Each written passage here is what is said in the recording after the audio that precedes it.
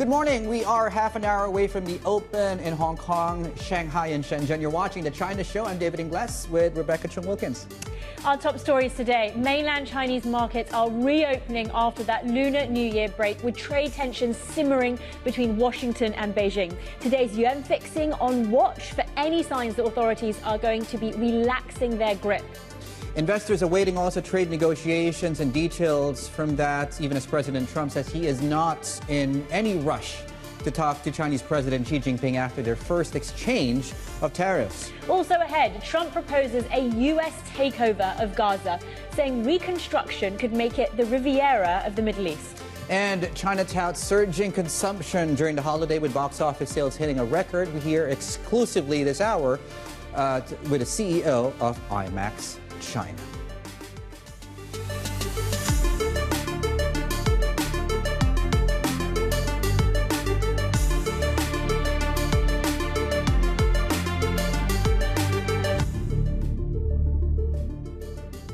Right, good morning and welcome to the show. A perfect start to the show with a minor correction on my part. We will be speaking with the Imax China CEO. Okay, I'm just losing track of day and time and hour and second here, given all the news flow in the next hour of the China Show. In any case, of course, it's happening today. That aside, stocks across the region, as you can see, are playing some catch-up to the gains we had on Wall Street overnight.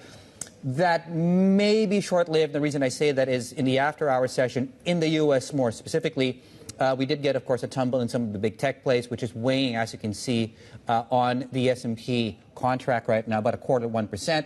All that being said, the separate market story today, which will remain, I think, largely on its own path, will be the reopen of markets onshore in mainland China. So everything from commodities, fixed income securities listed and traded in the mainland. The Stock Connect, of course, reopens today.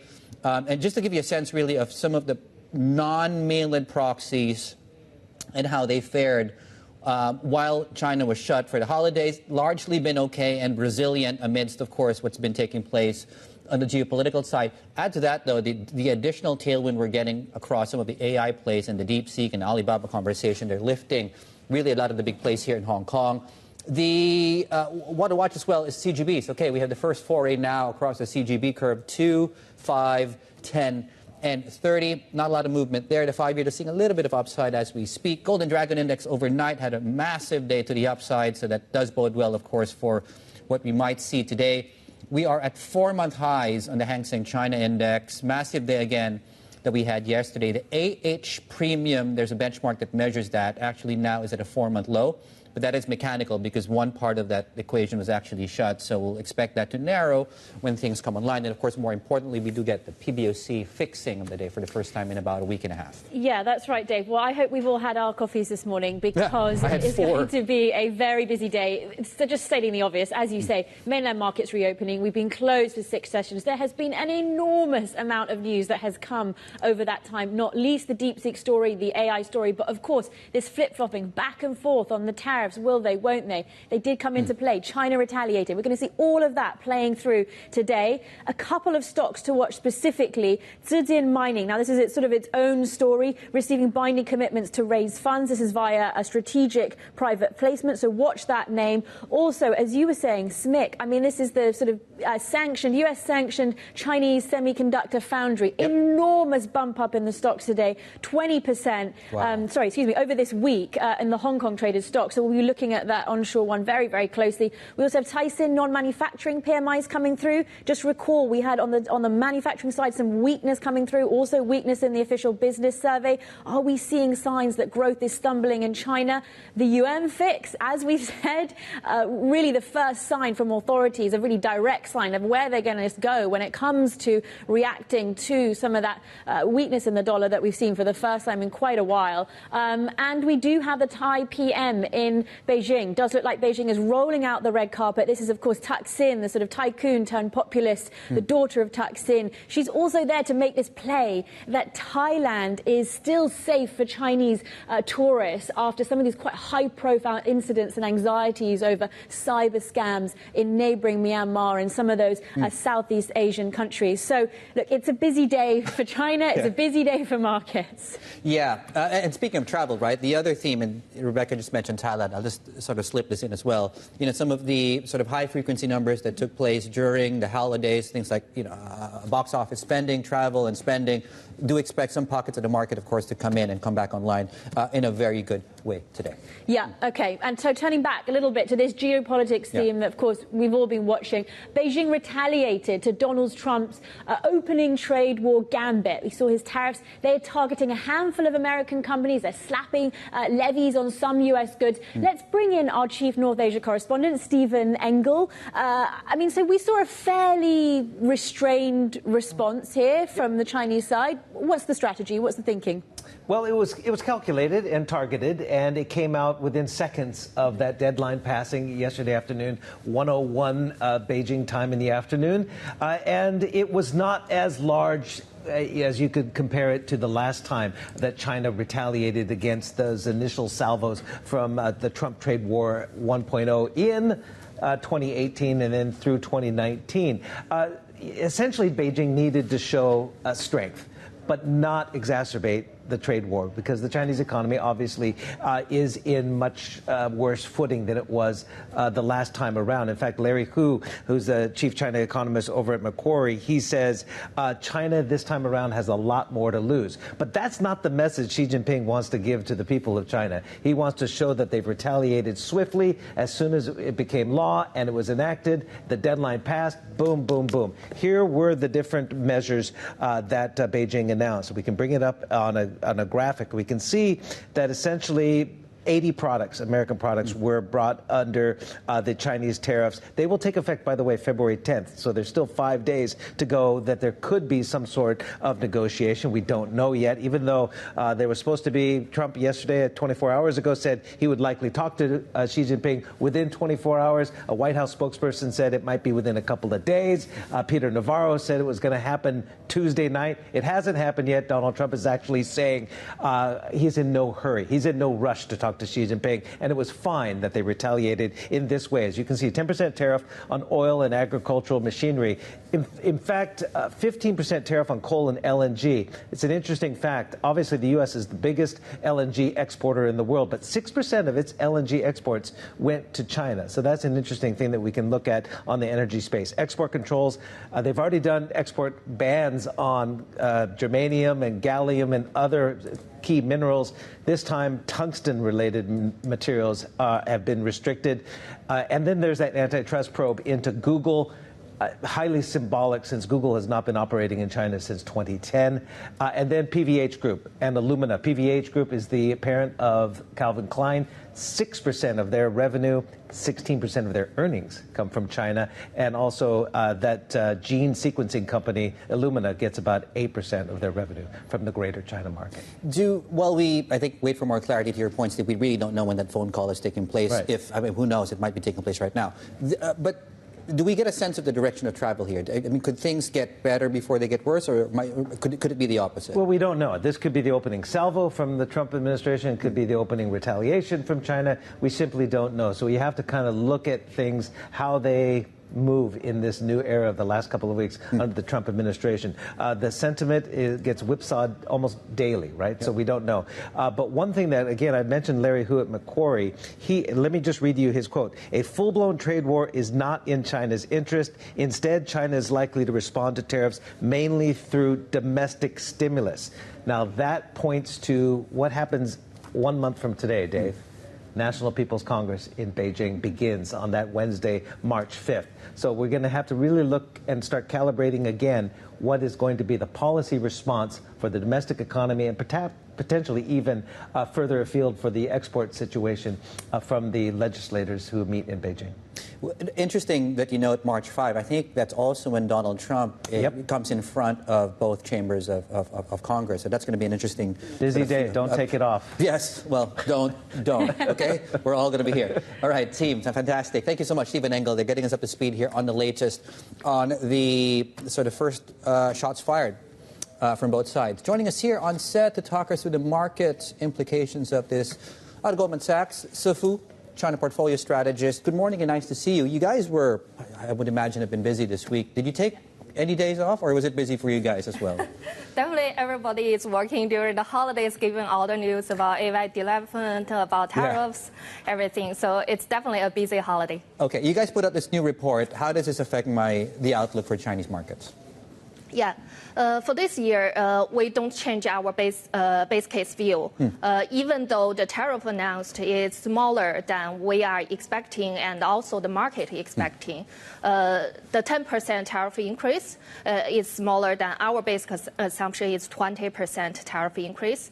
And if thinking about the market, actually when we were marketing in December, most people expect 30 to 40% tariff increase.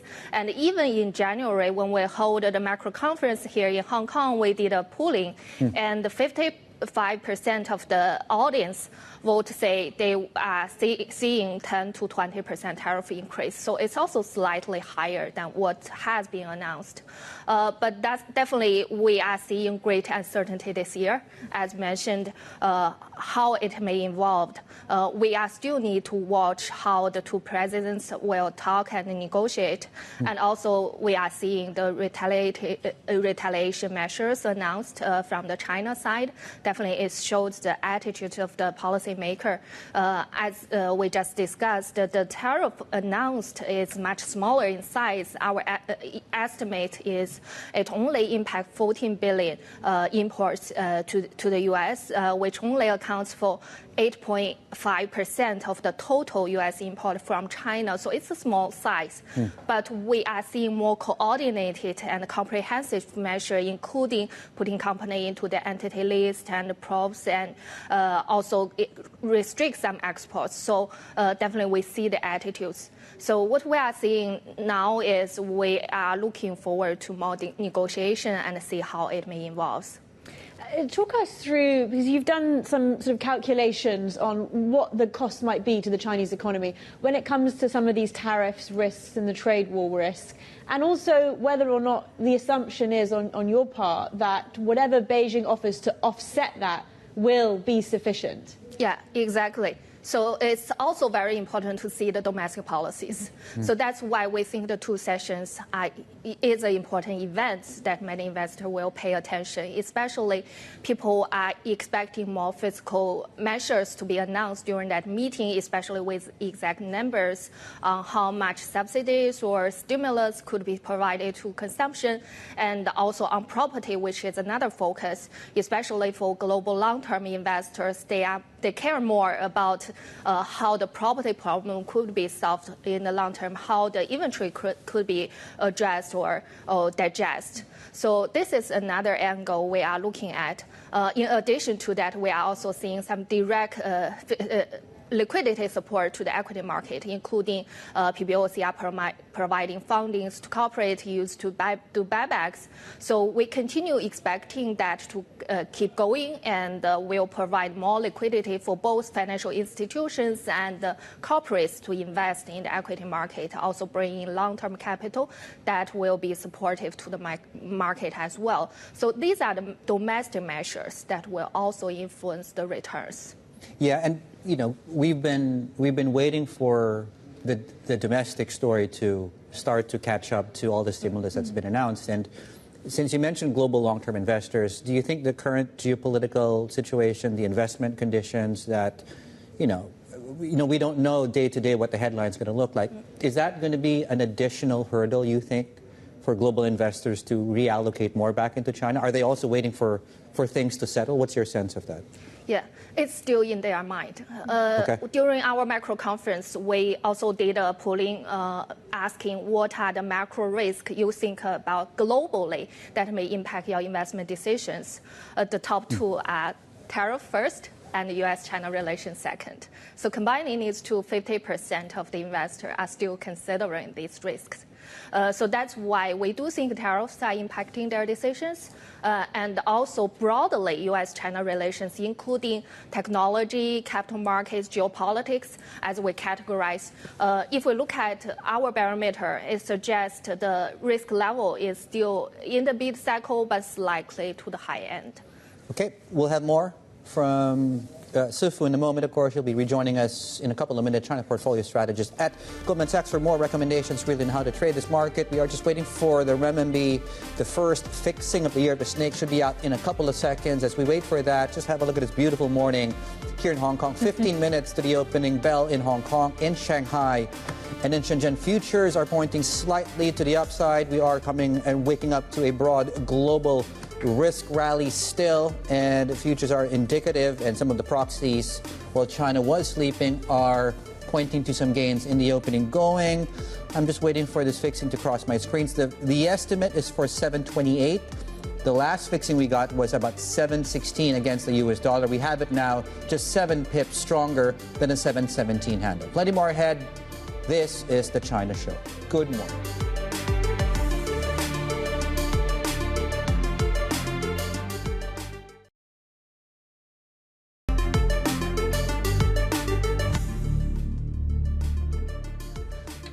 Right, welcome back. You're watching the China Show. First fixing is out, year of the snake. And yeah, I mean, the PBOC is retaining more than a little support here for the currency. The fixing coming through about 1,000 or more, 1,000 or so pips stronger than the estimates are out there, of course, given, of course, the initial foray in the trade war. And really the sense is, while the anchoring is still in place, there will be more tolerance to get to see a weaker currency amidst. By the way, I should also mention this, everything else against the dollar has fallen as well. So, on a basket basis, the yuan might actually be trading on the stronger side of things. Back to the equity market implications of all of this. Joining us still here on set, Goldman Sachs China portfolio strategist, Si Fu. So we're at 10% on the tariffs. If we go to 20, 30%, do you think the markets will be able to take that in stride? How do you think we're gaming out these scenarios right now? Even though the announced tariff is 10% increase, we are still taking 20% tariff increase as our base case assumption. This is mainly because we are still seeing some uncertainty about how this may evolve or may continue. And even we take 20% tariff increase into our base case assumption, we are expecting 5% earnings drag from the no tariff scenario. But after that, we are still expecting 7% earnings growth in 2025. And in terms of valuation, we are forecasting 11 times PE value for MSCI China as the fair PE, but the current PE level is only 10 times. So even taking 20% tariff increase, we are still seeing around 15% upside from the current level. So that's why we think the market have pricing in some level of tariffs impact. But other than that, we also think domestic policy delivery is important. Whether fiscal policy will meet the expectation or beat the expectation will also matters for all our assumptions. Especially, we are expecting more stimulus on the consumption side to really boost the confidence and also improve the inflation scenario. This is incorporated into our base case assumption. So that's why I said 2 sessions will be important events to watch. Okay. I want to ask about one of the sort of big tailwinds that we might expect to see this year. That is taking some by surprise, which is the DeepSeek development, the AI development. Of course, we're seeing a similar potential product coming from Alibaba too. How much of a boon is this for markets in 2025? It's definitely a surprise to the market, especially during the holiday. People are trying to quantify how much impact it may have, but it's still quite early. It's difficult to really quantify how much productivity impact it may have, but clearly we are seeing from the listing universe in China, we are seeing more soft tech companies, i.e. the AI application companies. The weight is much larger than the hard tech companies. So that's why we think it's more beneficial. If we think about the hard tech versus soft tech tends to benefit more from the DeepSeek development, but hard tech is also it's a little bit of question whether it may suffer because of the low inputs. But besides that, we are also thinking a potential valuation re-rating for Chinese tech companies. If we compare the U.S. tech companies versus Chinese tech companies now, the valuation discount is 66% for Chinese tech. So definitely we see a huge room for them to re-rate if people hold a more optimistic view about China technology development. Yeah, and I think you're right. I think in the U.S. we've started to see it's becoming a lot more difficult to impress investors with the earnings season, and just the fact that I think AMD came out and some of the earnings coming through really unpressed markets. Final question for you: best tactical opportunity in whether it's onshore and offshore, and how do you think stuff's going to trade today? First day of trading. Yeah, the first thing is we continue like the shareholder return strategy. Okay. We still think the government will give more policy support as well as funding support for companies to do buybacks and paying dividends. The other theme is AI-related themes. We also recommend a portfolio that looking at AI application companies in China, we highlight them. We think they may have a chance to perform as well. Broadly, we continue like consumer stocks, including consumer services, internet stocks, healthcare stocks as well. We overweight them in the China market. In terms of today, I think it's definitely going to be a very busy day, given all the news announced during the holiday. Okay, well, on that note, less than 7 minutes to the opening bell. We'll let you go. We know it's going to be a busy day for you, as you point out. Si Fu, their China portfolio strategist at Goldman Sachs. Futures are, well, pre-market in Hong Kong is trading slightly to the upside, although we're already at about 4-month highs on this. So, yeah, a full preview of the trading day is just ahead. Keep it here.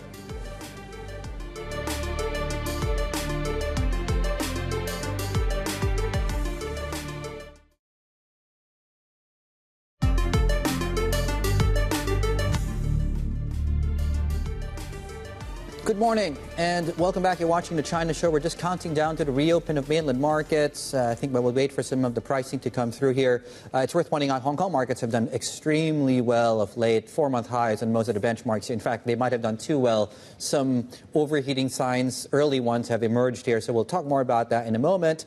But as you can see, we're trading near 21,000. And yeah, we're looking at some of the sort of the A-share counterparts of the 8 shares that have done very, very well. And I think really one example of this is SMIC. Yeah, SMIC. This is, of course, the semiconductor foundry Chinese that is sanctioned, in fact, by the US. But we saw a 20%, nearly 20% bump up this week in the Hong Kong share. We're up about 6.6% in pre-market onshore, but really looking to see whether we come up. By the way, just at 6.6%, that already takes the price to 100.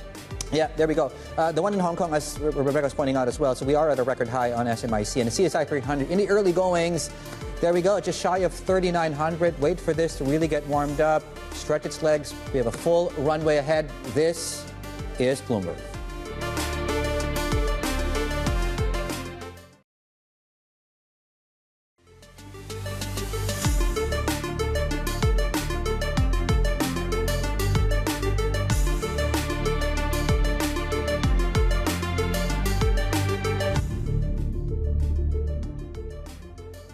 Welcome back. You're watching the China Show. We are counting down to the open of markets here, and it's really all about the reopening of the mainland markets. We've been shut for 6 sessions, Dave, waiting to see whether or not we see some sort of catch-up with Hong Kong counterparts. Of course, I mean, investors have been able to express themselves somewhat through those Hong Kong equities, and of course, we now have this widening premium between A shares and H shares. Yeah, because stuff has been shut there. That's interesting. It's also going to be the first time, to your point, that mainland investors will, try and, get first dibs really on this AI play. I think we had one day when the DeepSeek story came out, and then things went shut in China. So we'll see how this plays out with the sort of Alibabas of the world.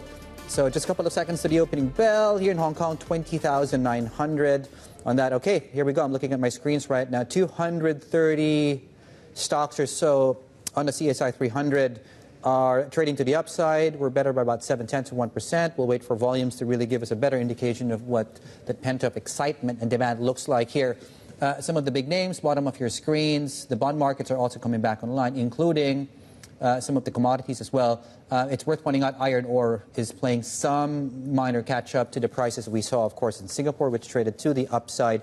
as well. Okay, you know what? Some of the big names that I'm seeing in the early goings are mostly related to, and as you can see here on the IT index, mostly related to the tech, hardware, IT, and chip design plays, right? So a couple of names on your screens. Let's flip the boards, please. So SMIC is one, iFly Tech, ZTE, Kunlun Tech, 360 Security Tech, Beijing Kingsoft. If those names sound familiar, they're part of some of the AI ETFs traded here in Hong Kong. If they're not familiar, I can tell you they're mostly in that space as well. So we'll continue to track the upside here. So that is really one market theme we were expecting to provide the guide, well, the support for markets today. One of the stocks, by the way, in play, as you have SMIC, is also Shenzhen Innovance, which is traded over well, clearly in Shenzhen. Okay, Zijin Mining, as Rebecca is pointing out, that's an idiosyncratic story. On top of that, there's the gold price, of course, which I believe is, if not at a record high, I think we see a gold prices push up even further earlier, about an hour back. Let me just check my screens.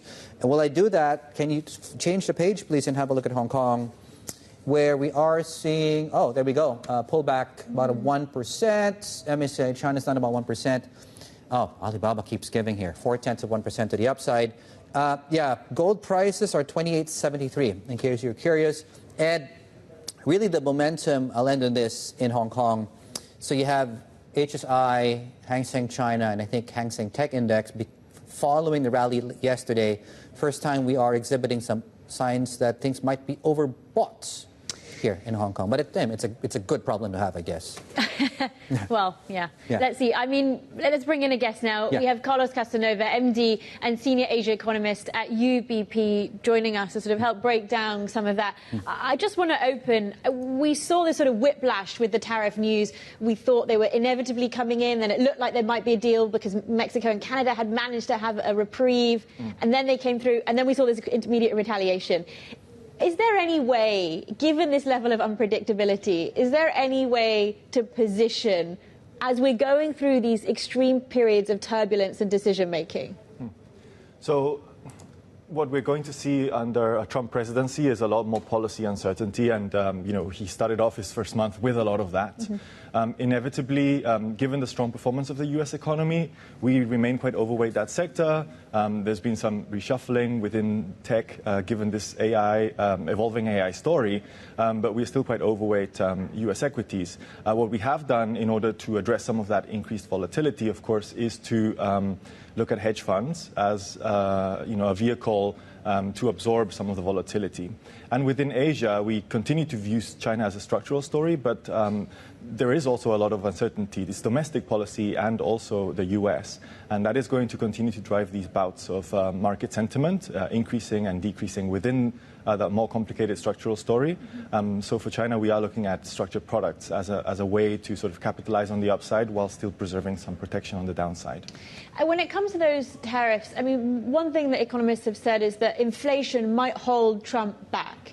If we see this reprieve with Canada and Mexico turn into something longer, we don't see tariffs rolled out in other parts of the world, does that give Trump more room to impose higher tariffs on China? And how high do you think we go? What's your base case for this year? That's very interesting because the tariffs on Canada and Mexico are a lot more problematic for the global economy than China. A 10% on China is not really a problem, and we can discuss retaliatory measures, but they seem very calculated and very mild, in my opinion. Canada and Mexico, it's more problematic because they won't have the same ability as China to offset the impact of tariffs through domestic policy. China's been using deflation and also tax subsidies for exporters to offset some of that pressure. So 10%, I think, won't have a big impact on global inflation. But a global sort of trade tariff would be problematic. And I think that's why we've seen Trump sort of backtracking on some of his previous claims that he would impose tariffs on Canada and Mexico. With China, our view is that 10% was always going to be there, and they would argue that the failure to curb fentanyl exports to the U.S. warrants that increase in tariffs, modest impact on global inflation, so not a big deal. Over the next few months, what we're going to see is the negotiation of a phase 2 trade deal, which is, of course, very, very beneficial for the U.S. and potentially even beneficial for China, if you ask me. I mean, the supply chains have been rejigged substantially since the pandemic, right? So, and I think one of the things I was reading earlier on, it really has a minimal impact on the Chinese economy because of just their import exposure to the U.S. How are trade links specifically between China, say, and some of the major trading partners of the U.S., like Mexico, for example, because that seems to be a détente between the U.S. and Mexico? In other words, is that proxy route still open for Chinese exports effectively? Well, part of that North American trade negotiation will be proving that your exports to the U.S. don't include a significant proportion of Chinese value added. Yeah. And it's, as an economist, I can tell you it's a lot more difficult than you think to prove that there is Chinese value added in those exports. But we do note some Chinese investment into manufacturing in Latin American countries, Mexico being one of them, but there are other countries where we've seen an increase in Chinese FDI in order to circumvent some of these tariffs. I think one of the things that the Chinese government have noted is that they will continue to increase their FDI into some of these countries to try to circumvent those tariffs. I guess the key for countries like Mexico will be ensuring that there's enough domestic value added in those products that they export to the U.S. so that they don't get caught up in sanctions or tariffs. So that will entail, rejigging their domestic policies to ensure that Chinese companies are investing not just in assembly or low value added types of manufacturing in the country, but further upstream and leaving more of that value add in the country.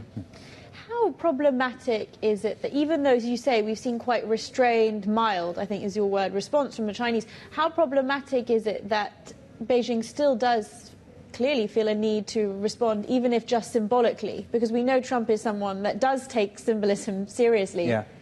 Yes, but the response is orders of magnitude more moderate than the U.S. So the U.S. is tariffed 13% of its total imports. If you look at the U.S. imports that China has targeted, they constitute 0.7% of its total imports. So it's a very, very, very calculated response. Of course, they have to do something. They're both big men. It's big men politics. But the message that they're sending across to the U.S., in my opinion, is that they are open to a phase 2 negotiation. They are open to buying U.S. imports. And potentially, if we're looking at something like the phase 1, $200 billion per year over the next 4 years, that's 800 billion, or if you factor in all of the imports they didn't buy during the phase 1, 1 trillion. I think that's a very good soundbite for the Trump administration, and it's something that they are likely to pursue more so than increasing tariff levels to, worst case scenario, 60% across the board for Chinese exports. One of the issues, though, is that there is this Trump sort of skepticism around whether or not China will actually deliver. I mean, that's the issue on the sort of phase 1. Does China have to do more this time around, or what can China do to actually sort of convince the Trump administration that it's going to deliver?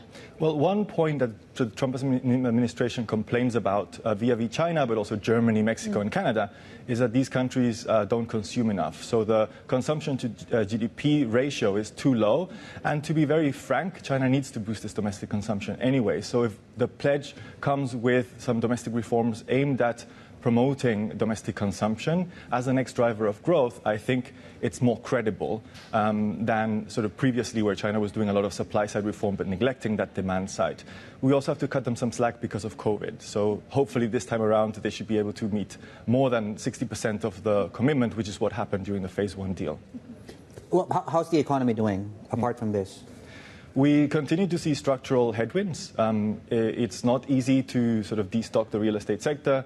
20% of the GDP is under jeopardy. What we have noted over the past year or so is a more willingness to deploy some of the policy levers.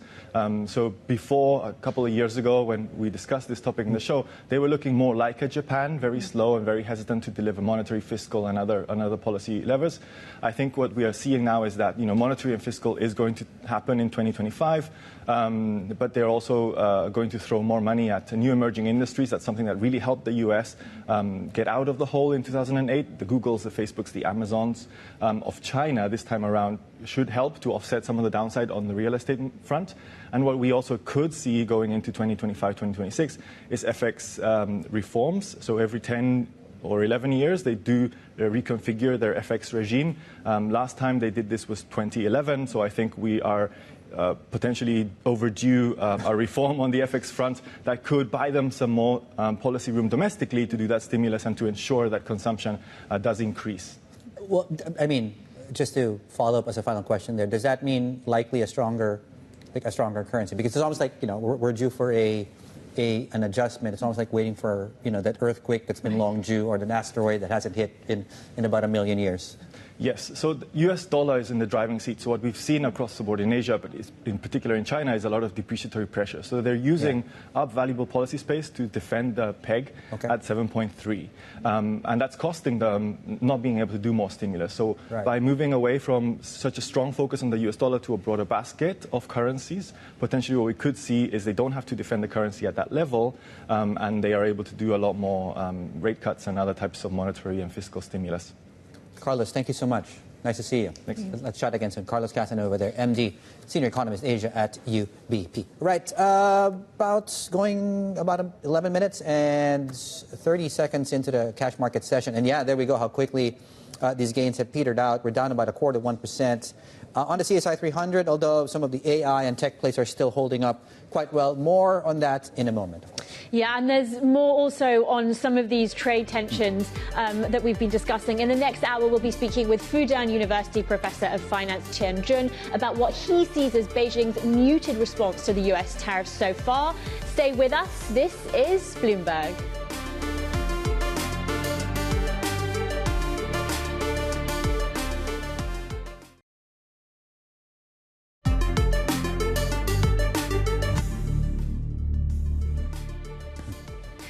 We're keeping an eye on CK Hutchinson shares here, with Panama said to be considering cancelling its port deal with the firm due to Trump's threats about China's involvement in the Panama Canal. For more, let's bring in our China correspondent, Min Lo. Just tell us what's the latest that we know so far.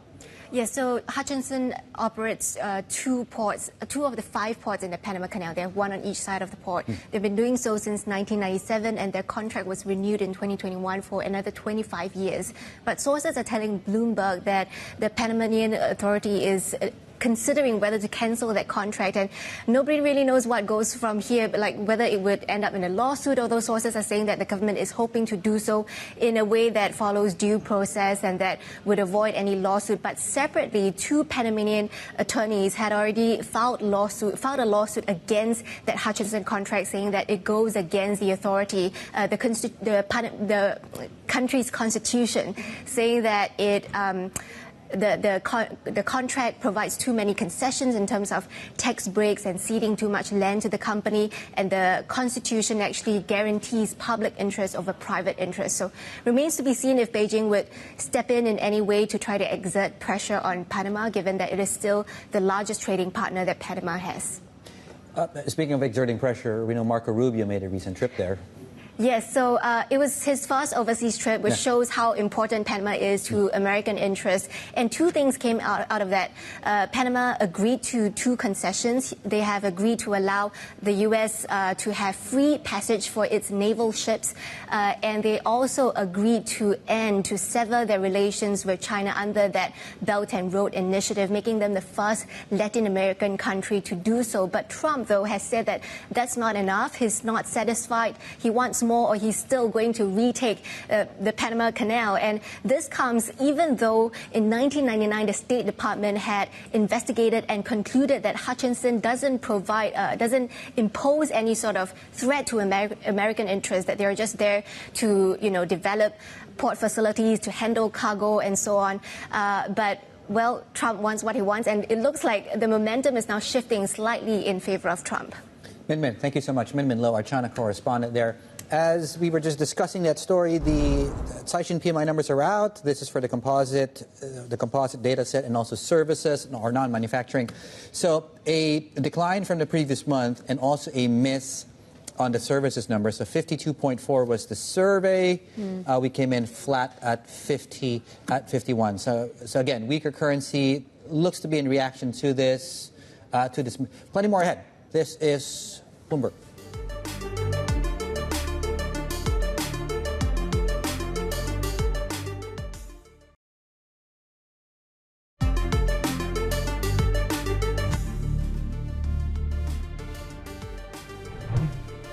President Trump's tariffs are firmly in focus for Chinese media as we look at what's trending in China today. We have an editorial in the China Daily saying that protectionism and isolationism will not benefit the US. It says while Washington claims it's only protecting its domestic industries, these sort of barriers will hurt its own consumers and businesses. The editorial also points out that Chinese measures are tailored to avoid hurting overall economic relations, and areas that Beijing will impose retaliatory tariffs from February 10 include LNG, oil and coal. So keen there to stress some of that restrictive, mild tone of that response. Yeah, measured approach there for now.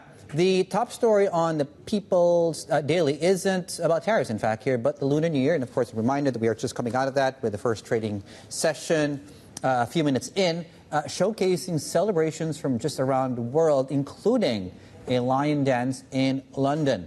Now, Xinhua also sees the 8-day Lunar New Year holiday boosting domestic travel and also consumption. The report says box office revenue for the holiday averaged 140 million, that's US dollars a day, setting a new record for the period. Right. Joining us to talk us through this story is our global business reporter Adrian Wong is here with the details to break down the spending numbers for us. So, yeah, where did we see people spend their hard-earned moolah? Well, let's talk about movies, right? So we saw a record $1.3 billion spent during that Lunar New Year holiday. So pretty much every day, they actually topped 1 billion yuan in box office sales, which is up 18% from the year earlier. It also was, and those were numbers according to Manwaring, the ticketing site.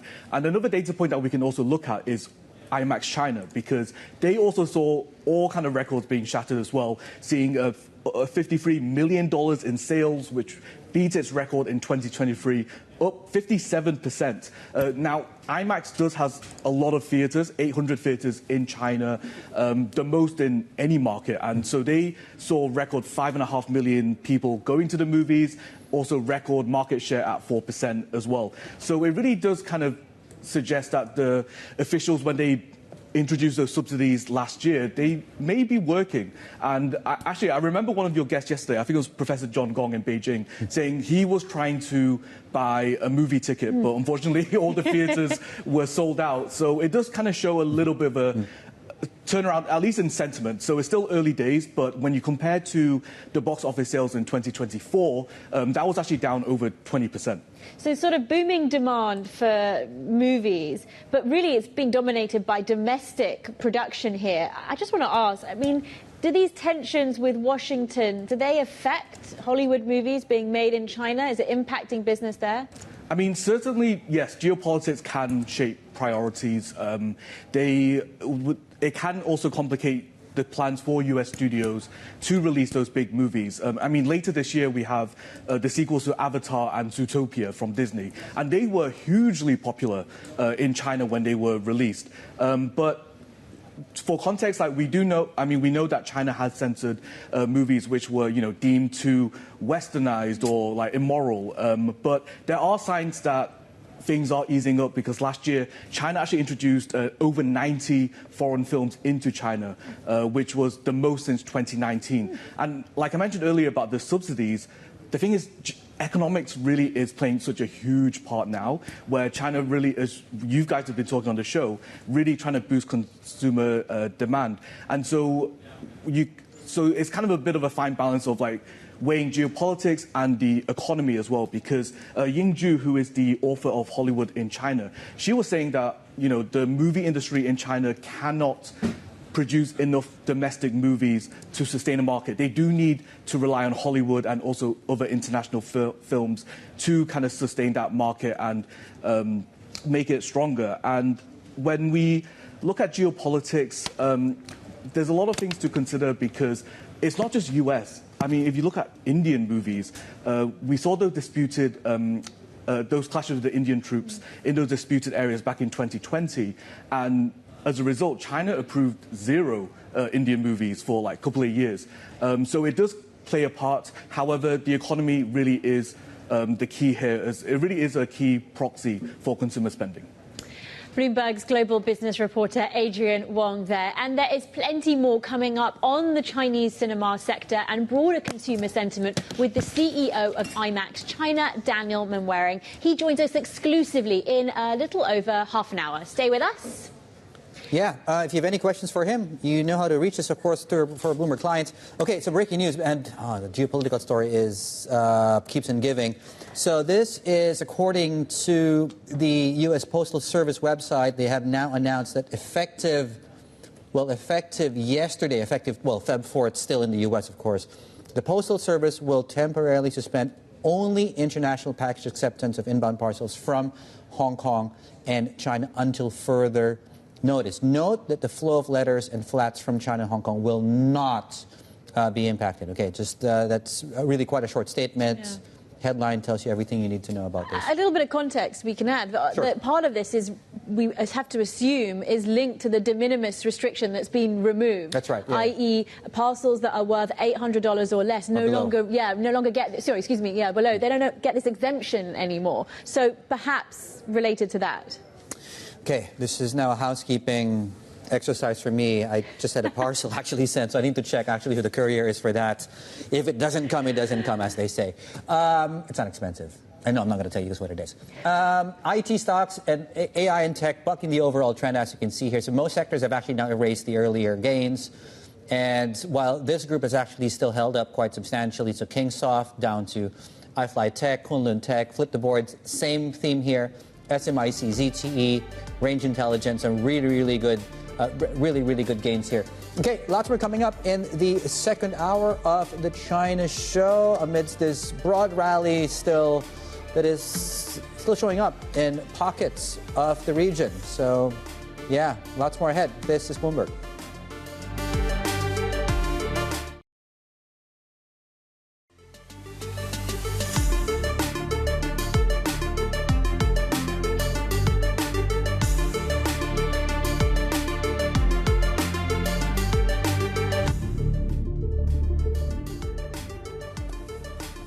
Welcome back. You're watching the China show. So, yeah, a couple of things we're tracking here. Of course, Chinese stocks coming back online in mainland China, to be more specific. Left side of your screens is, of course, a beautiful live shot of what still doesn't look to be a very busy financial district there in Lujiazui in Shanghai. The view, of course, from our offices there in Shanghai. The benchmark is down about 0.4%. Overall, though, we are seeing most stocks have lost some momentum, if not most, from the open, with the exception of this group of stocks coming on your screens very shortly. So a lot of the tech, AI, hardware-related stocks, even some of the software developers are actually seeing some upside right now. And just really, this is really an emerging theme. Well, it has been an emerging theme domestically. The world just caught notice of it largely 2 weeks ago with DeepSeek's model, of course, and then shortly after that, Alibaba. So everything from Giga Semiconductor, SMIC has really been a very popular play in Hong Kong. Are we going to change the page? Thank you so much. There we go. On your screens, are we showing that? I guess not. Not this. Can we go back to the other one, please? Not this. Can we go back to the other one? I want to tell my the viewers about that, too. Giga Device, SMIC, Range Intelligence, ZTE. Really, if you do an MOV on your screens here on the Bloomberg terminal, you do get a sense of that this is really 10 or 15 of the biggest gainers onshore are really most of these stocks on your screens, with the exception of I think some of the gold miners are also seeing some gains as well. Right. On the geopolitical story, which is related to this tungsten-related stocks, of course, on the back of the announcements that we had yesterday, included in the minimum necessary exercise and that response coming out of China. Some upside there. North America exposed mainland stocks on your screen shortly coming up too. And yeah, I mean, apart from that, the story that is starting to emerge right now, we'll talk about this later, is we're seeing a lot of profit taking place here in Hong Kong, with some of these e-commerce related firms extending their losses, with JD.com in fact down about 5%. We could talk about that later. Asia ex-China looking like this. So apart from mainland China and Hong Kong seeing some downside, you are still getting some support in the form of a Korean market and a Taiwanese market that are doing quite well in the early goings of this Wednesday. The dollar is flat. S&P futures are down after some rather, I wouldn't say disappointing, but the markets really have a very high bar not to be impressed by these tech earnings. We'll get to that, of course, later on in the show. Right, more context from markets. Mark Cranfield joins us right now, our MLive strategist, to talk us through this. Mark, yeah, are you excited about this reopen today in mainland China? Seems to be not giving us a lot to talk about today. I don't know. What do you think? We've been excited about it since last week. We couldn't wait for China to come back. I think we're going to have to get used to erratic trading. You have to consider that where we are in the whole thing here. We're at the beginning of what could be a protracted trade war. We don't know exactly how bad it's going to be. So far, it doesn't look as though it's the worst case scenario, so investors are probably slightly relieved about that. But we're also going to have to get used to some very specific things which the Chinese market is going to focus on. Hopefully, from their point of view, it will be good. You've just been talking about the AI reaction. So there's clearly a good story there, and Bloomberg Economics have written about how much that is already contributing to growth in China. Significant numbers, outperformance, really. The whole sector, AI-related sector, is doing very good things already for the Chinese economy, which obviously is in contrast to sectors like property and things like that. But investors will still want to see more of a top-down approach from the Chinese government. They will still want to see the big bazooka come out in terms of overall stimulus, because they know that from the other side, they can't rely on the United States to help them out. So China's got to do a lot more to develop itself to make sure that its markets are becoming ring-fenced to some extent from the rest of the world, and they're on the way towards doing that. But they can't operate completely in isolation. They know they're affected by what goes on outside. But that volatility, that conflict is going to go on for a long time. It's going to make it very tough for traders. Short-term traders will probably enjoy this a lot more than portfolio managers. Trying to take medium to long-term views will be increasingly difficult, apart from on specific sectors such as the AI space. Mark, we saw a relatively robust fix again today. When do we see the PBOC easing up on the yuan? Pretty soon, I should think. The part of the fixing today is backward looking, because it has to reflect where the last trading was for the CNY before they went into the break. So now onshore markets have reopened. The onshore dollar yuan trading has resumed. It's getting closer to where the CNH has been trading. The offshore yuan weakened quite a bit while China were on holiday. It's not as weak as the worst case, around 737, but it's still relatively weak compared to where they were. So the onshore is now catching up with that. By the time we come to the fixing in the next couple of days, if the onshore yuan is allowed to stay at those kind of levels, we might be getting to 7.3 pretty soon. It will start to be reflected in the fixing. The PBOC have shown they can be pretty aggressive. They can have a very big divergence between where traders are expecting it and where they actually fix it. It could be 1,500 pips. Today it was only 1,100 pips. There's plenty of room to go on there. But they will probably be looking back at 2018, 2019. They will appreciate that eventually the yuan needs to get weaker and weaker to compensate for the friction outside in the rest of the world. So the path of the yuan is probably going to be a steady move for it to get slightly weaker over time. As long as they keep to their word, which is they will not devalue the currency, probably nobody will be too concerned about it. But traders will see it as a slow burn situation, probably moving towards the 7.5 area over the months ahead. Mark, I miss talking about the Fed. This might be the longest stretch on shows that we haven't over-obsessed about a Fed that, to be frank, I was kind of fed up talking about. But why do we talk about the Fed? When do we start talking about the Fed again? I think we have a jobs report coming out. Yeah, I mean, the Fed is always there in the background. There's Fed speakers on a continuous basis. More of their expressions are that they can stay on hold for longer. They want more time to see how things are playing out. Of course, they must be slightly concerned that the inflationary situation is starting to come back. CPI numbers will probably take over from jobs numbers as being the bigger factor in the short term. They really will be very concerned to see. They've set their target. It's been moving towards this 2% area. But clearly, the fact that new policies coming out from the US administration do risk upside moves in inflation, and people are already beginning to see the consequences of that. So that's those numbers, the CPI reports, and anything suggesting that traders are pricing in higher break-even rates as well. That will concern the Fed as well. So they'll be watching that very, very closely. The jobs market has been relatively stable and pretty strong. They won't be so concerned about that. But they counted so much on inflation coming down into their target range. Watch what Fed speakers have to say about that, because it could mean they're on hold for a very long time. Already some analysts are suggesting the Fed won't move at all this year. Well, yeah, I mean, with a U.S. break-even, I'm just looking at a 2-year here. We're back to 2-year highs in this. Who would have imagined, Mark, that we'd be here in this situation again? Mark, thank you. Mark Cranfield there with some sober advice, MLive strategist in Singapore for us. We were talking about e-commerce stocks in Hong Kong. So JD.com and Alibaba are leading these declines and the weakness coming through. Although as I speak, we're just coming off lows in Baba. JD.com is off about 5%. It's worth pointing out that overnight, I think JD.com also had some weakness. I'll correct myself if I'm wrong. But in any case, the breaking news earlier on was the U.S. Postal Service suspending their inbound parcels, so into the U.S. from China and also from Hong Kong. To the point you're making earlier, this might have to do with these restrictions around this too. Right, we have the removal of this de minimis exemption, which means that basically packages worth $800 or less are no longer free of tariffs. So, yeah, we'll wait to see if this is actually just the first step in rolling that whole plan out.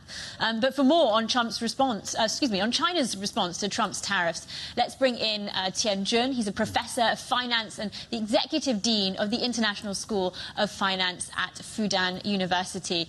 I mean, just to kick off, we've heard that China's response being described as moderate, mild, restrained, very considered.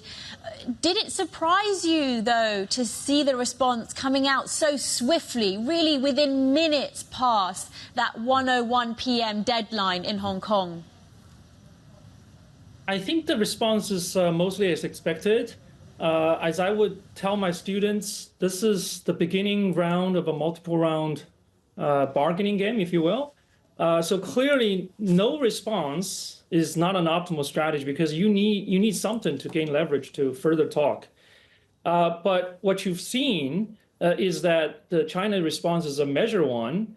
What that means is that China doesn't want to escalate first.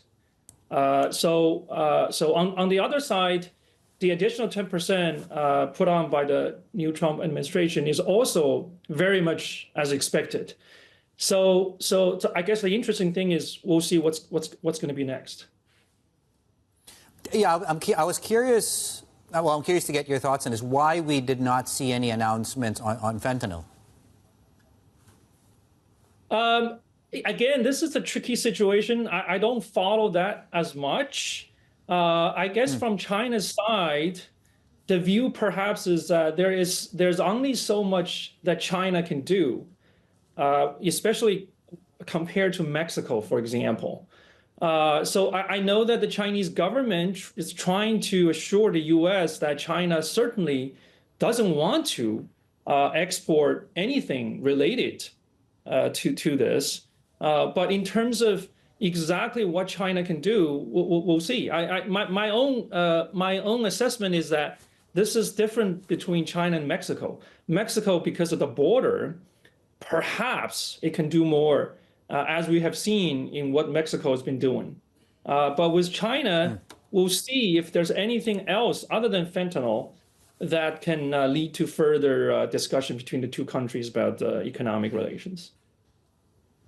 There have been some economists and other analysts who have argued that the inflationary pressures that come from Donald Trump's tariffs will essentially curtail his willingness, that he will be somewhat more moderate imposing those because he'll be cautious about wanting to lead to inflation in the US. What if, though, Trump's, which is what he said himself, sees tariffs as not a means to an end, but an end in and of itself? What if tariffs are actually a way of raising revenue rather than just a mechanism or a type of leverage to renegotiate the balance of power? What does that mean for China?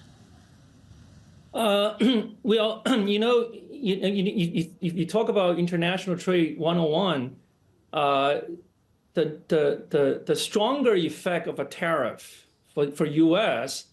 is that prices will go up, especially if the tariffs on Mexico would actually come into play. Because we know that, if you look at the the largest trading partner for the U.S. Mexico is number one, China's number two, and there's the EU, and there's also Vietnam. So if you raise a tariff, if you increase tariff, there's a lot of studies showing that overwhelming amount of the tariff, 95% or more, will be borne by domestic importers and consumers. So if you're Trump, you got to care more about inflationary pressure, because I think that's what got Biden into trouble, even though the U.S. economy did actually quite well last year. For China, on the other hand, the strategy has been that China is going to diversify more about its import-export structure. And also the other thing is that you want to diversify your supply chain and production chain more. On the other hand, China is going to stay open to the world. I think for China, that's their strategy, basically regardless of what the U.S. will do. Yeah, Professor, you bring up a fantastic point. I mean, China has diversified their supply chain. I mean, look at the links between mainland China and Southeast Asia, for one. They've also, to your other point, diversified their export markets a lot more. And I think tariffs, in a funny way, come back into the conversation because tariffs are an answer. And funnily enough, the Canadians raised tariffs on Chinese EVs because they were just too competitive, for example, by 100%. And no one was causing an uproar back then, but that's a separate conversation. But so my point is China's economy now structurally more resilient to deal with even the worst-case tariffs that Donald Trump can throw at the Chinese economy? And I think the same part of the question, too, is, is the tariff threat from the White House as potent this time around as it was back in 2019?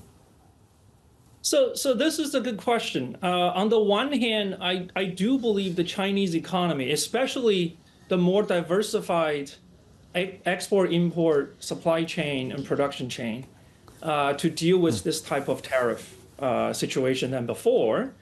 On the other hand, clearly more domestic support is also needed, because I really think that the more urgent situation is that in the domestic economy, we need more stimulus, especially fiscal stimulus, to get real estate, local government debt situation in order, and stimulate domestic consumption. On the other hand, if you look at globally, as I said, I think China is better equipped to deal with this tariff situation than before, because, as you said, the production chain, the supply chain has been present in Southeast Asia, in Mexico, and other parts of the world. So, as I said, if Trump also raises tariff on Mexico, on EU, on Vietnam, on Southeast Asia, that pressure, that's going to go back to influence the CPI situation, the inflation level in the U.S. So for China, on the other hand, really, it's two things. On the global front, stay more open, further diversify the supply chains, but also at the same time, very importantly, they need to stimulate the domestic economy more and stabilize the financial system. Yeah, well, let's end on that final point you made, because they solved that problem.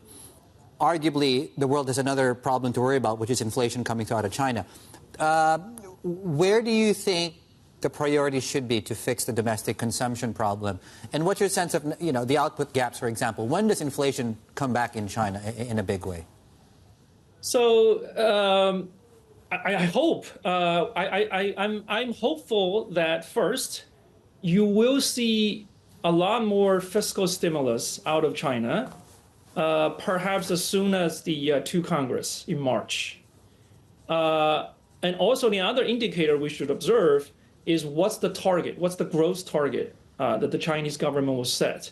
If it's going to be 5%, around 5% again, that actually signals that the Chinese government will indeed have more stimulus to support that growth target.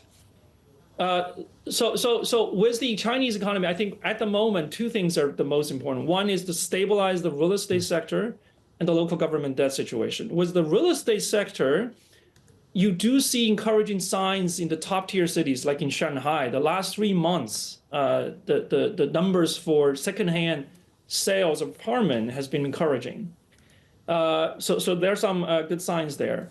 Also, with local government debt situation, again, we need more. We need more fiscal stimulus to buy up this to buy up the inventory housing to solve these debt issues. And the other point is that we need to help the domestic consumers. There are many ways of doing it. So with those two things effective, hopefully we'll see that CPI will go up by at least 0.5% to 1% this year. And if that happens, and if the real estate sector stabilizes, I think Chinese economy will start its rebound going forward. Professor, I know I mentioned final. Let me just ask another final one. I promise, final one, because you provide unique insights here.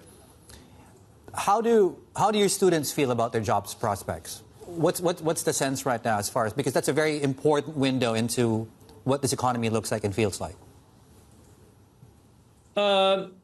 It's interesting. So we're a school of finance. So for the financial services industry in mainland China, also in Hong Kong, jobs are still there. Obviously, there's some adjustment. On the other hand, I think with the tech booming, there are a lot of new opportunities related to finance plus technology. So again, if you're an undergraduate or graduate student coming out of university, there are a lot of opportunities in this AI application fields. On the other hand, if you look at traditional manufacturing, I think the main problem is that there's a lot of mismatches between supply and demand. If you go to factories in Zhejiang, for example, they use a lot of robots, but they also need a lot of high-skilled labor worker, and the supply is simply not there. So the labor market is dynamic evolving. On the one side, there should be a lot of opportunities related to AI applications. On the other hand, there are a lot of opportunities into modern manufacturing, but the labor force need to acquire the necessary skills. Qian Jun, Professor of Finance and Executive Dean of International School of Finance at Fudan University there. Thank you for joining us. Stay with us. We'll be talking more about this tariff theme. There is plenty more ahead. This is Bloomberg.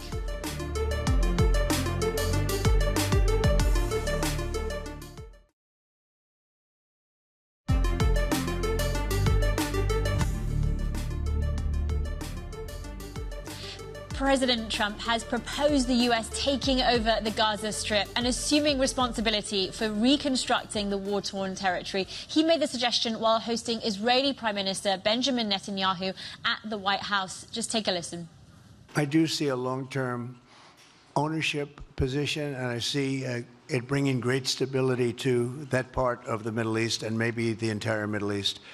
And everybody I've spoken to, this was not a decision made lightly. Everybody I've spoken to loves the idea of the United States owning that piece of land, developing and creating thousands of jobs.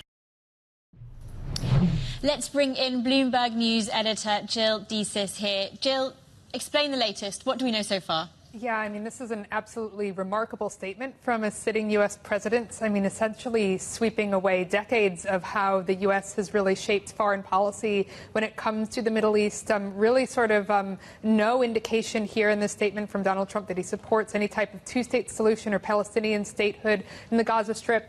He essentially kind of implied that the Gaza Strip should become some kind of a massive development block. He referred to it as the Riviera of the Middle East, potentially. Sort of sweeping away all of everything there. I think what's really important to sort of keep in mind as we kind of digest some of these comments from Donald Trump is that, first of all, other neighboring Arab nations have not agreed to take in Palestinians that leave the Strip. And Netanyahu, who was sitting beside Donald Trump during this very press conference, sort of declined to formally, full-throatedly endorse anything that Donald Trump was sort of putting forth here. But I do think that, just kind of as we sort of sit here and kind of read into what Donald Trump is saying, obviously lots of developments here that I think we still need to kind of see how, this type of statement from the U.S. president really takes shape. Yeah, okay. Well, we'll wait for the next press briefing. Who knows when that's going to be. Jill, thank you so much. Jill Desis there, our news desk editor. Right, markets in Hong Kong are down about 1.4%, just near session lows. Plenty more ahead. Market check plus others coming through. This is Bloomberg.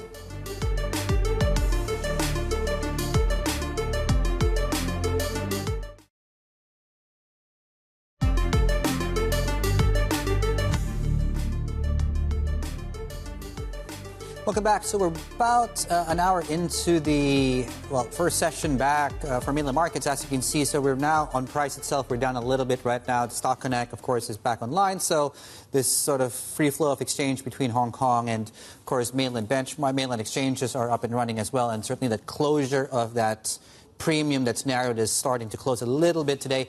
As far as the sector movers are concerned here, so apart from the AI and sort of tech theme, everything is actually seeing some downside on the CSI 300.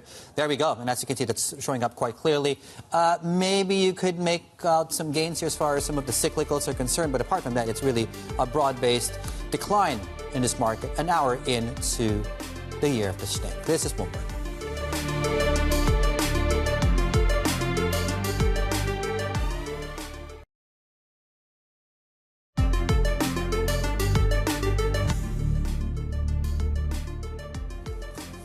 Right, welcome back. It's 11:29 in the morning over in Tokyo. Japanese markets are just going to the break in a minute. So the major data point coming through out of Japan, we look at markets there, was wages and wage inflation. The biggest wage hike in Japan going back to 1997, so just under 5% on nominal wages coming through. Adjusted for inflation, we're still seeing some wages coming, at least outpacing inflation, but not by that much.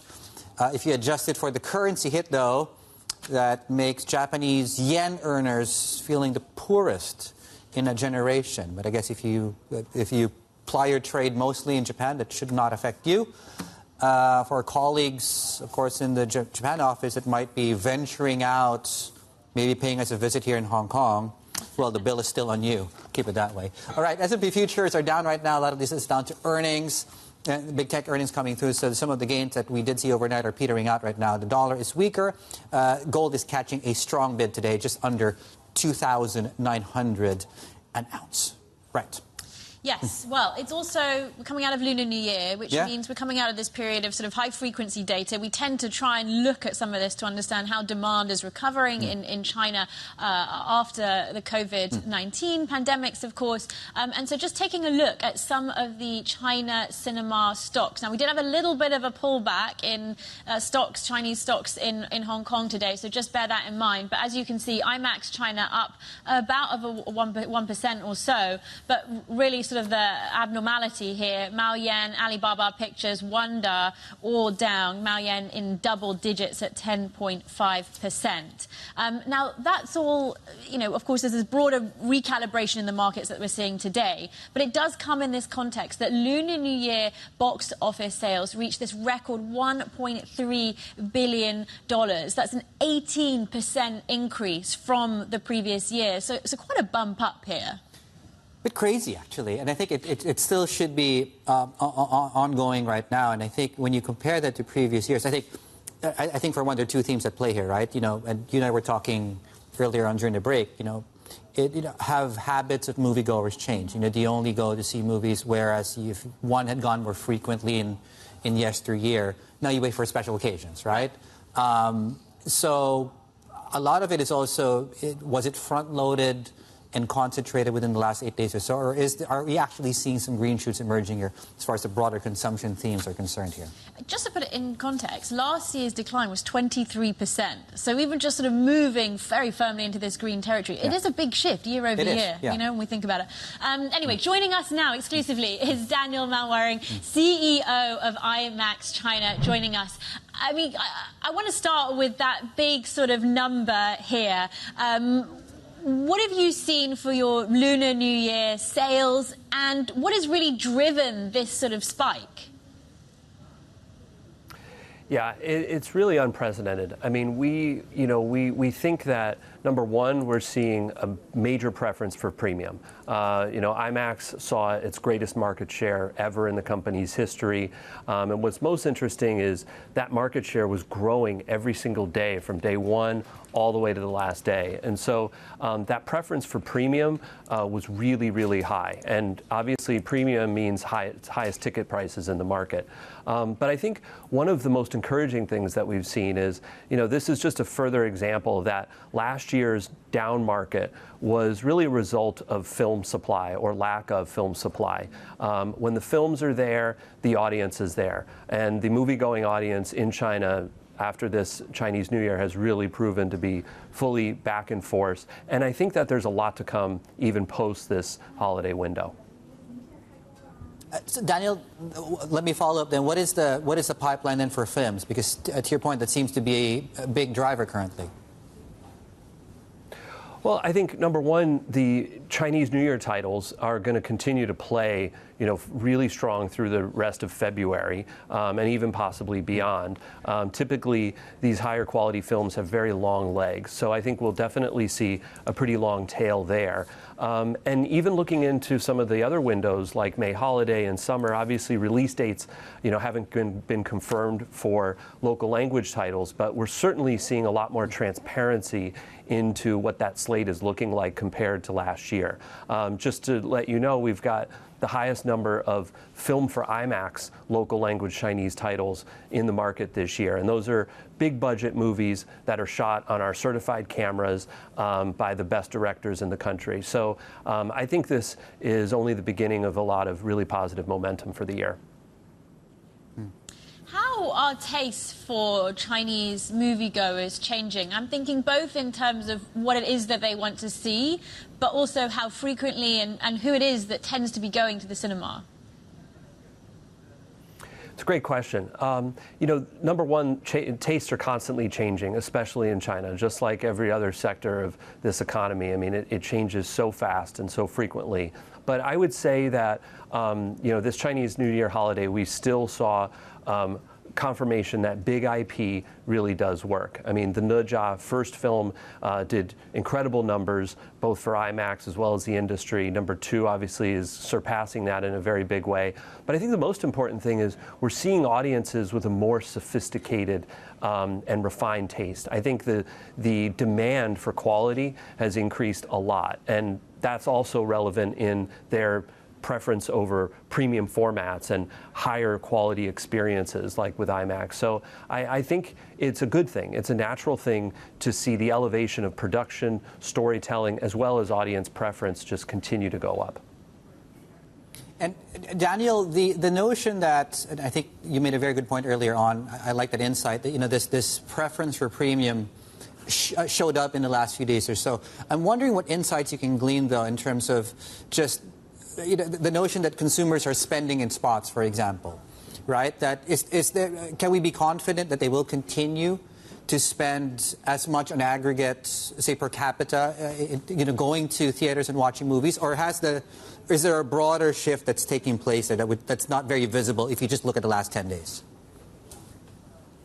I think the demand for experiences is stronger than ever. And I think that area specifically is going to continue to grow. So when there's a big event, when there's a big movie, particularly younger audiences really are going to be very open to whatever is going to bring them the best possible experience regardless of the price. So I think experience is key here. And again, we saw our highest numbers ever on an animated film.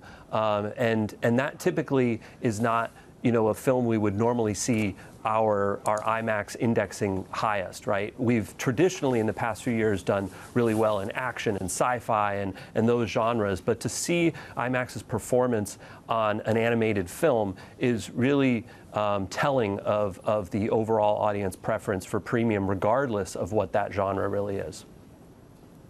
Right, but Daniel, the other part to the question too, and sorry if I wasn't clear on that too, are people still spending as much on going to movies as frequently as they once did? Again, I think it's all about the movies. When the quality movies are there, they are going to show up. I don't know what the exact number is now, but I think even Ne Zha 2 saw 180+ million people went and watched that movie over the course of 7 days. That number will likely surpass 200 million probably before the end of this weekend. So I think as long as the films are there, the audience is there.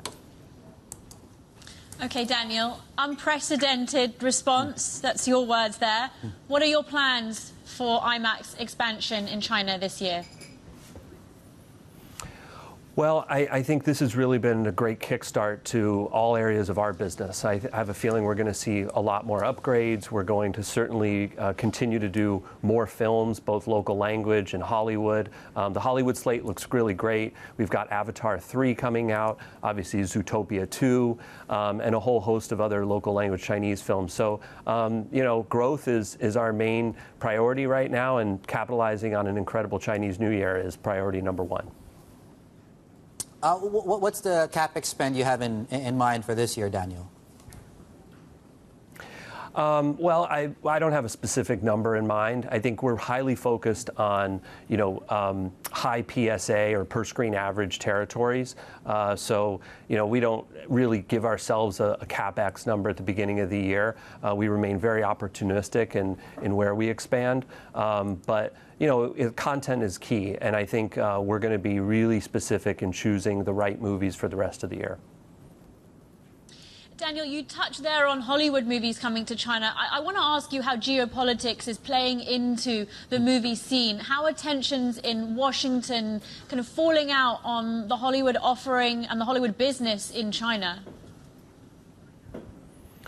Yeah, it's a great question.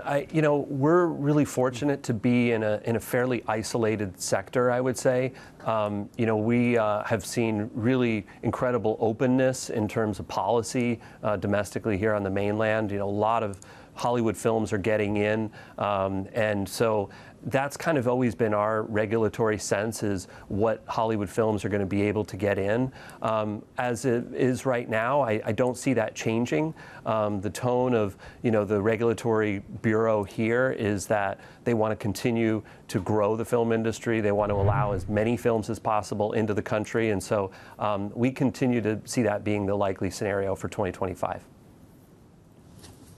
Daniel, I know you guys might be in somewhat of a quiet period, but you know, I'll try to get it out of you. I think you had a very good first half of last year, calendar half. In dollar terms, do you guys think you crossed $1 million US in revenue in 2024? I can't speak to that because we haven't disclosed our year-end numbers. So I apologize, and I'm not able to speak to that. But, you know, honestly, last year is just so far in the rearview mirror after the last 7 days that I don't even think it matters. I mean, I think last year, again, was a result. It was sort of a for the industry, it was a hangover of COVID. You know, the films that came out in 2024 were the result of a lot of smaller budgets, an uncertainty in 2023. There weren't a lot of film. You know, 2023, we exhausted a whole bunch of films that were sort of on the shelf in the previous 3 years. So 2024 was a real transitional year, and I think all eyes were on this past week to see, okay, we're past COVID, we're past the hangover, what does the future look like? And I think we saw a great example of that. Okay, thank you, Daniel Manwaring, CEO of IMAX China there. And if you're a Bloomberg subscriber, you can catch up with all of our interviews by using our interactive function TV Go, and you can join the conversation by sending us instant messages to our team and our guests during the live show. Check it out at TV Go. This is Bloomberg.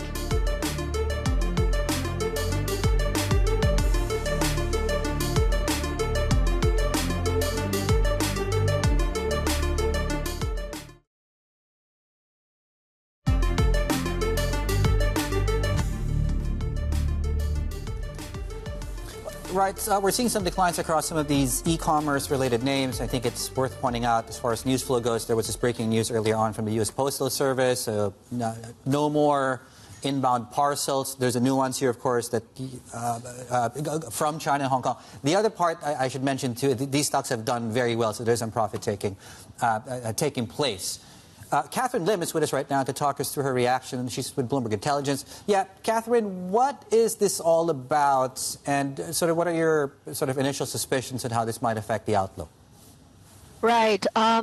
David, I think it really highlights the kind of disruption that we could be seeing over the next couple of weeks or maybe months to come, as even, the supply chain now scrambles to what they should be doing as the new rules comes in, how they should be imposing tariffs or cutting things out. What I like to highlight is that, let's not forget that some of the Chinese logistics players have been actually building and expanding their reach within the US. Alibaba's Cainiao, for instance, they are in a position right now to actually do express deliveries within China. So, that is something worth looking at. That's assuming, of course, the US authorities do not step in and suspend, their operations on that front. Catherine, do we have any indication over how authorities might indeed roll out enforcement or implementation of something like this? I mean, what comes next? That's a great question and $1 million one, really, given that, we just got back from the Lunar New Year holidays, China specifically. I don't know whether anyone's on calls right now talking to each other. As we speak, we're 13 hours apart from the East Coast. So we'll have to see what comes true, in the new day. And clearly, again, like what I said, I think there's going to be probably more volatility and uncertainties, at least in the next couple of weeks. That's Bloomberg Intelligence senior analyst Catherine Lim there. And a look at other top corporate headlines that we are covering today. Alphabet and AMD both slid after the bell in the US after reporting earnings. Google's parent posted fourth quarter revenue that missed expectations after growth in its cloud business slowed. And meanwhile, AMD gave a disappointing outlook for its data center business. That's an area where it's struggling to catch up with AI leader Nvidia.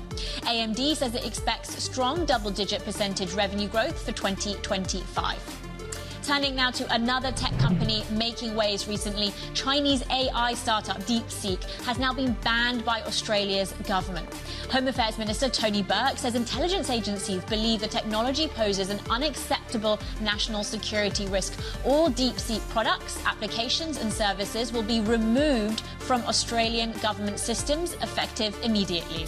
Now, the Alphabet CEO, Sundar Pichai, has been asked about, DeepSeek during the company's earnings call. Now, he praised their advances, but says that Alphabet's latest AI models are still superior.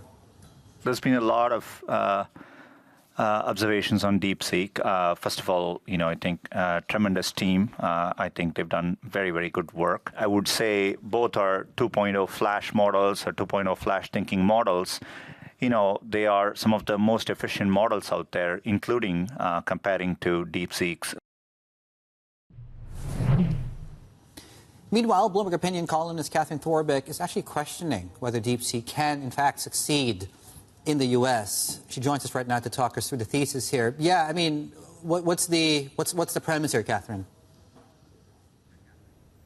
Good morning, David. So, yeah, I think it's really only a matter of time before DeepSeek really gets the TikTok treatment in the U.S. We've already seen regulators from Italy to Taiwan to Texas start to restrict access to this AI tool. And, I think the stakes when it comes to AI applications are the national security fears and concerns are arguably higher, as AI is one of those technologies that could potentially be used for military applications. But we've just seen over and over again from TikTok's fate in the U.S. to the recent blacklisting of Tencent, that the U.S. really views sort of any technology that comes from China, even consumer-facing technology, as a potential threat. And I think if DeepSeek wants to stay in the lucrative U.S. market, the real challenge starts now. Catherine, I was at Davos when DeepSeek was launched, and I, like quite a few other executives there, immediately downloaded it to try and figure out what it was all about. What should I know about some of the data privacy and sort of national security concerns that have been raised before I rather sort of thoughtlessly downloaded that onto my phone? Right. So I think there are some valid, data privacy concerns when it comes to DeepSeek, and especially because it does store its data on servers in China. That said, I don't think that DeepSeek's privacy policies are wildly different from some of the, data collection policies that we've seen from U.S. AI companies. And I think one thing DeepSeek has done that was very consequential is it really went the open source route or open weight route, if we want to be specific. And it's offering a lot of transparency about, how its model is built and sort of what it's doing. And I think some of that was sort of intended to assuage concerns that Beijing could potentially, influence it. So I think, ultimately it does come down to its Chinese origins. I think that's sort of the real perceived threat here, for better or worse. But that said, I don't think DeepSeek's data collection practices are all that different from some of the other AI companies that we see on the market. And if anything, I think DeepSeek, being open source, has offered a little bit more transparency than, some of these AI giants based in Silicon Valley. And it's offered, let me borrow your verb there, it's offered mainland Chinese investors right now really a winning trade, despite this weakness we're seeing right now. Some of the related stocks we're trading there are, limit up, we just showed that. I think the other point that you want to make here too is, why do you think it would be hard for the U.S. or other jurisdictions to ban DeepSeek? Right. So as I mentioned, DeepSeek really made sort of a cheeky and consequential choice by going the open source route. And I think that, they've basically published their breakthroughs online, and, they've shared a lot of information about how they built their tool and how other people can build their tool. They're letting developers build on top of it, and basically for free. So, I think the US and other jurisdictions can try to ban DeepSeek's app, but the technology is already out there. And I think the influence of this sort of open source movement is really something that the US and, tech companies around the world should embrace. And I think they should sort of see how they can build off of this open source movement and really sort of turn it into sort of make their own sort of use the technology that DeepSeek has published and see where they can innovate from their own companies and take it from there. Bloomberg opinion columnist Catherine Thorbecke in Tokyo there for us. There is plenty more ahead. We'll be checking markets about an hour or so after reopening in the mainland. Stay with us. This is Bloomberg.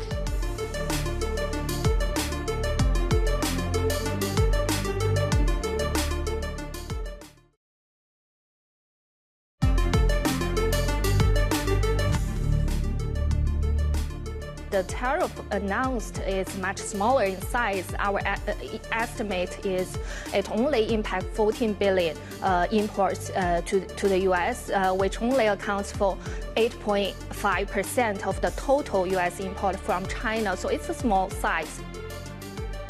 Our view is that 10% was always going to be there, and they would argue that the failure to curb fentanyl exports to the U.S. warrants that increase in tariffs. Modest impact on global inflation, so not a big deal.